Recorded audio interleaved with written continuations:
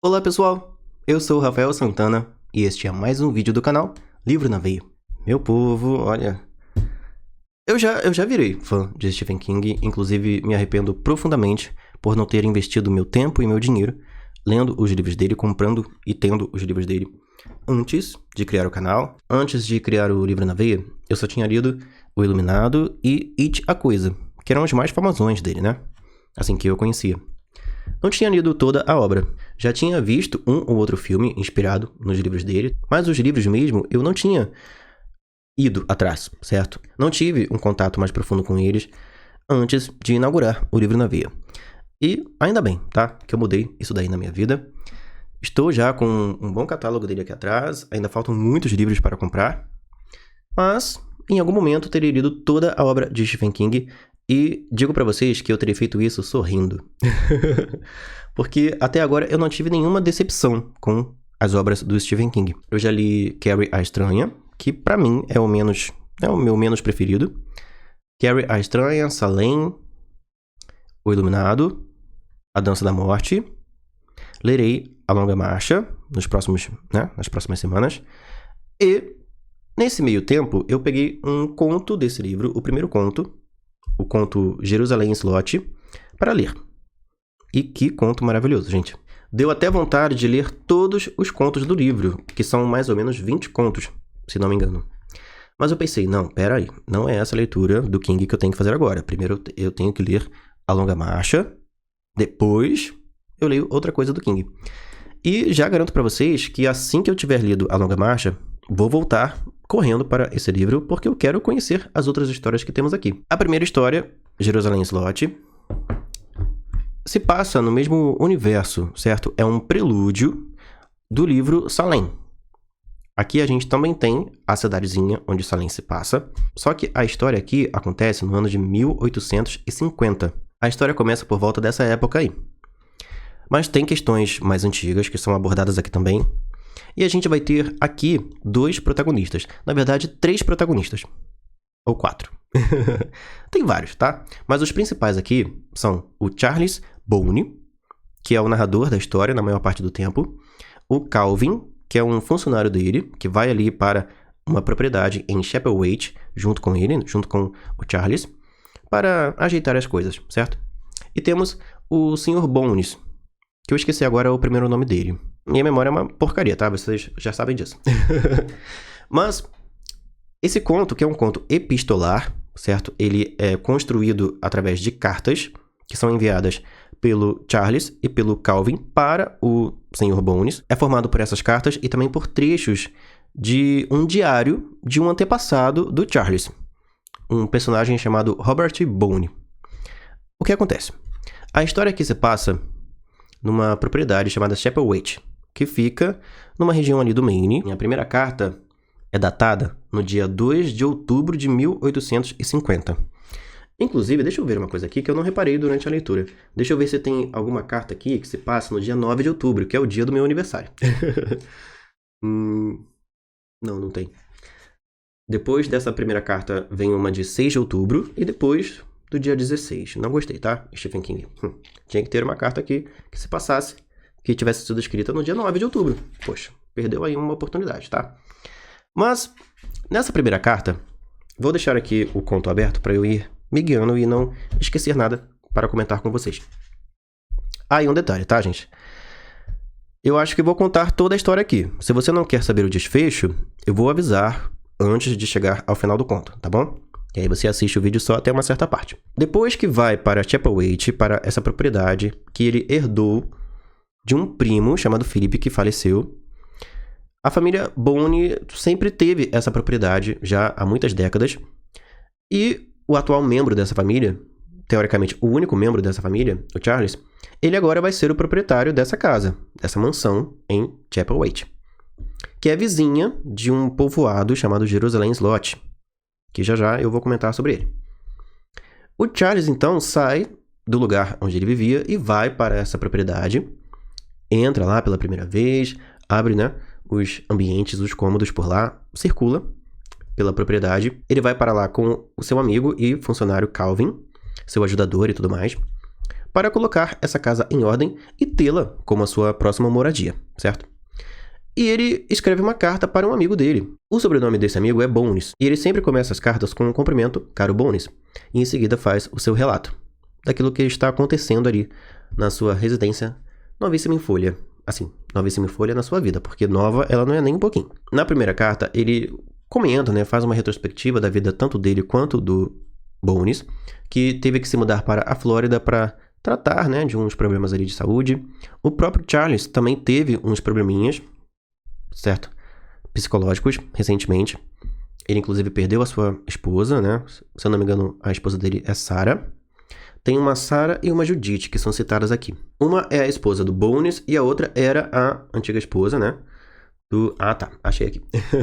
A Sarah era a esposa falecida do Charles e a Judith, se eu não me engano, é a esposa do Bones, esse amigo com quem o Charles se confidencia. E ele fala na primeira carta que a casa é muito bonita, que ela não está bem cuidada porque ela esteve abandonada por algum tempo e tudo mais, e que ela tem provavelmente uma infestação de ratos, porque tem vários barulhos ali por dentro das paredes, por trás das paredes. Provavelmente, né, nessa propriedade de Chapelwaite, tem muitos ratos, porque tem uns ruídos, uns barulhos estranhos na casa.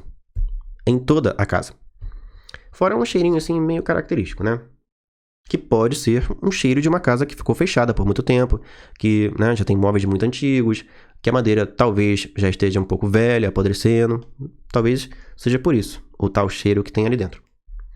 Na carta seguinte, ele já começa a comentar sobre o arredor da casa, sobre os moradores que vivem em propriedades mais afastadas, porque essa casa de Chapelwaite não tem ninguém por perto dela, porque ela meio que é uma casa amaldiçoada ali naquela vizinhança.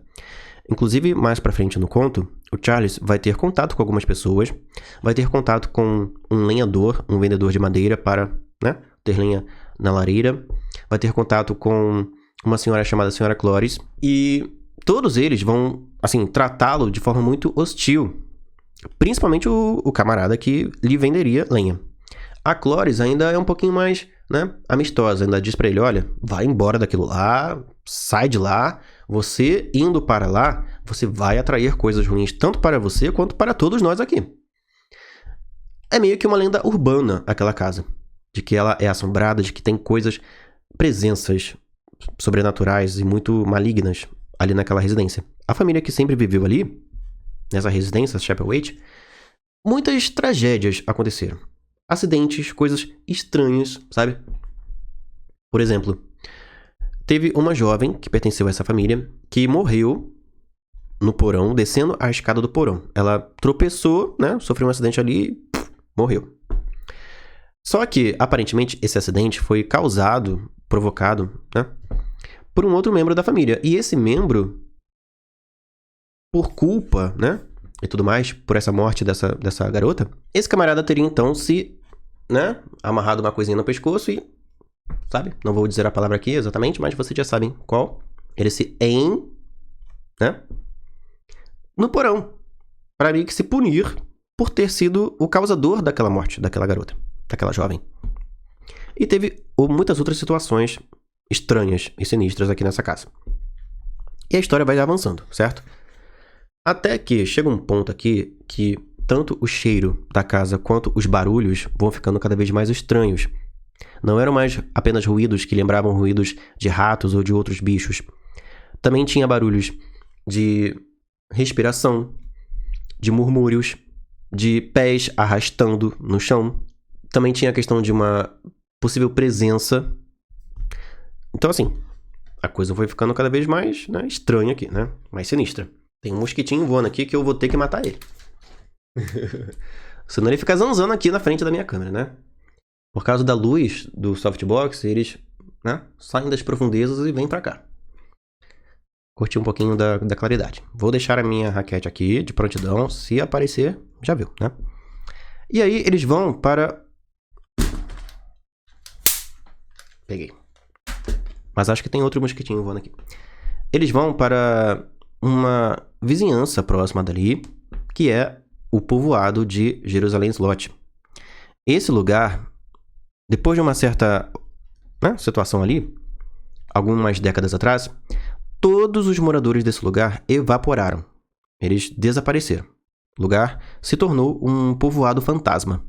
E quando eles circulam por lá, esse nome povoado fantasma não é só pelo fato de que não tem ninguém morando ali. E não é só a gente não, tá? Nenhum bicho, nenhum inseto, nenhum ser vivo se aproxima daquele lugar ali. Não é apenas um povoado fantasma só porque não tem nenhuma alma viva ali. É também porque, literalmente, ali é assombroso. É um lugar, assim, tenebroso, sabe? De se estar, de se visitar. Tem um cheiro podre, terrível, de morte, de decomposição, de, sabe? Por volta ali, de todo lugar ali. Em Chapelwaite também. E conforme eles perambulam por Jerusalém Slot, eles entram numa estalagem, que também tem um bar, na parte de baixo, né? No primeiro andar. E, sabe? A coisa ali, tanto o fedor quanto o ambiente em si, é muito sinistro.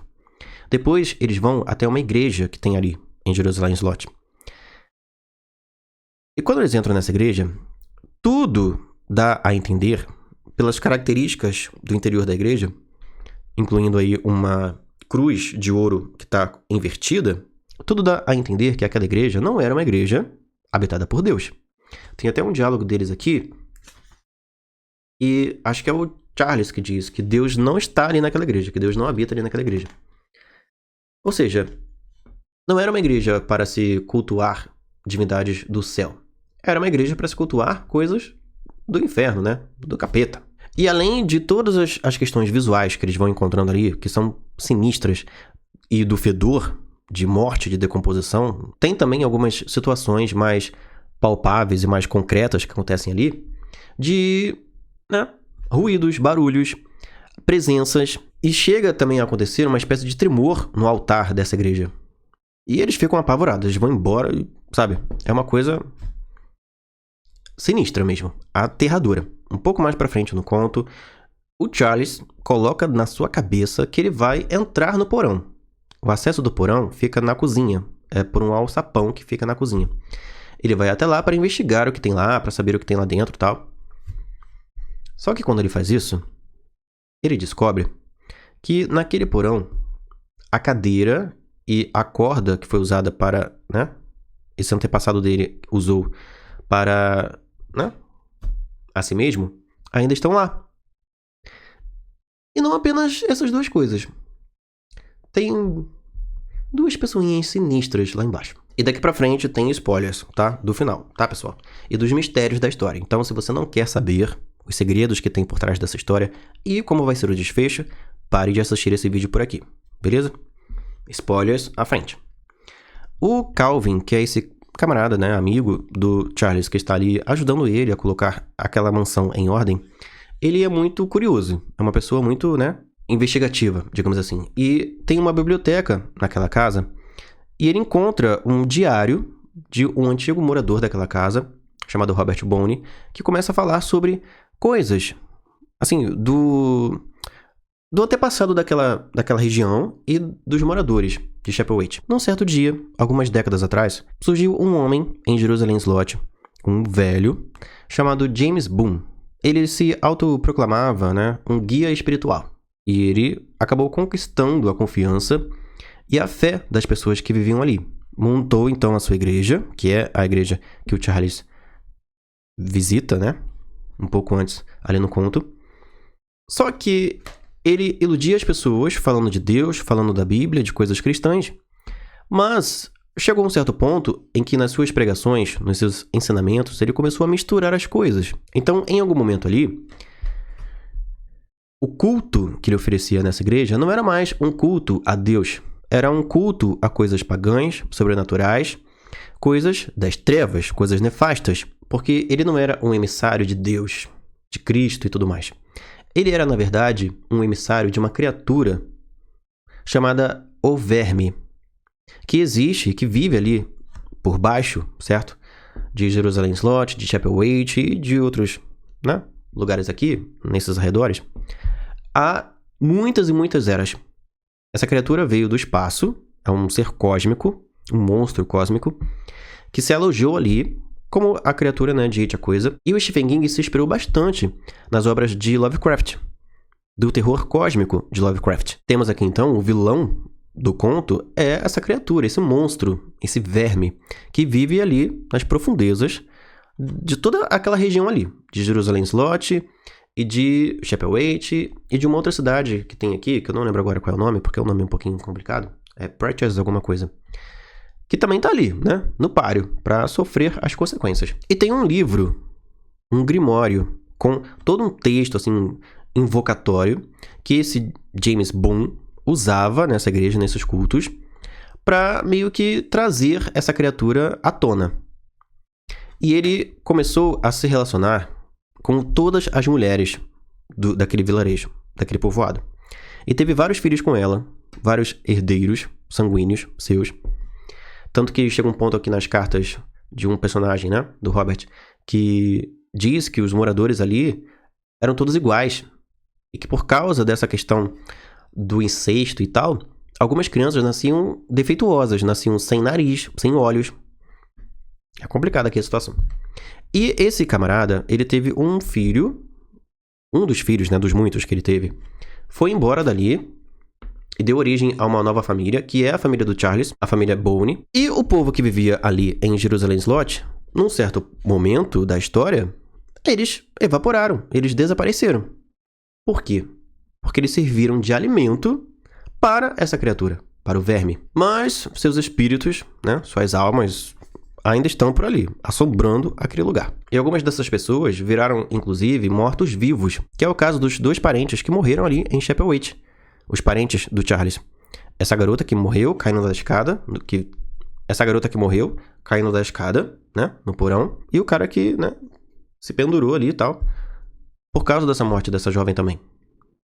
As 2 pessoas, né, que assombraram o Charles e o Calvin lá no porão, os mortos-vivos que eles encontraram ali, são esses 2, antepassados dele. E há uma espécie de conexão mística entre os descendentes do James Boone e esse verme, essa criatura.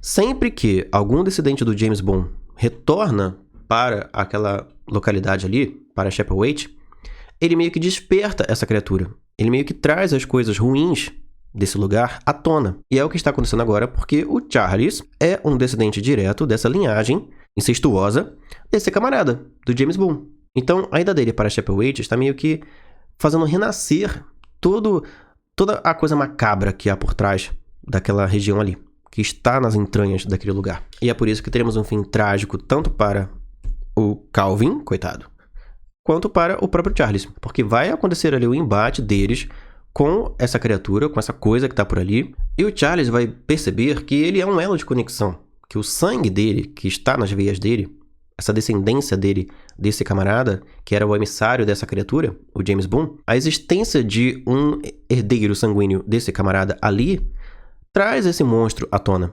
Então, para que essa conexão mística entre os descendentes do James Boone e esse verme, esse ser cósmico e terrível, acabe e nunca mais ele seja convocado, tanto o livro que fica ali naquela igreja precisa ser destruído, quanto o último descendente desse camarada do James Boone precisa morrer. E é o que o Charles faz consigo mesmo no final do conto.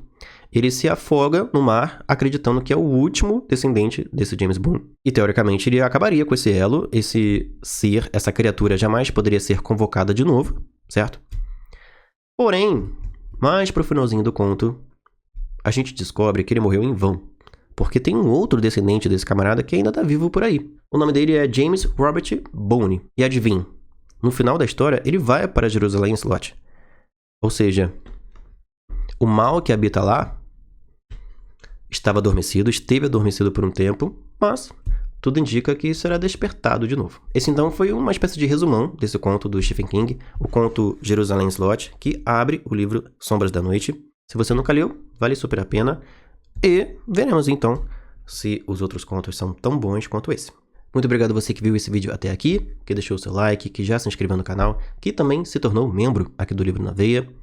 Sendo membro, você pode ter acesso a todos os vídeos do canal, os próximos vídeos, antes dos demais espectadores do Livro na Veia. Sempre pelo menos 2 dias antes. Se quiser adquirir esse livro, compre pelo link de afiliado do canal, que fica na descrição. E se depois de ler Sombra da Noite, você quiser uma história divertida, de aventura, de fantasia, com mistérios, uma história mais leve, né? Para dar uma lavada na cabeça, na alma. Leia o meu livro Oliver Twist e o Segredo do Rei, que está disponível na Amazon em formato e-book e também no Kindle Unlimited, caso você seja assinante. Eu vou ficando por aqui, um grande abraço e até o próximo vídeo. Tchau!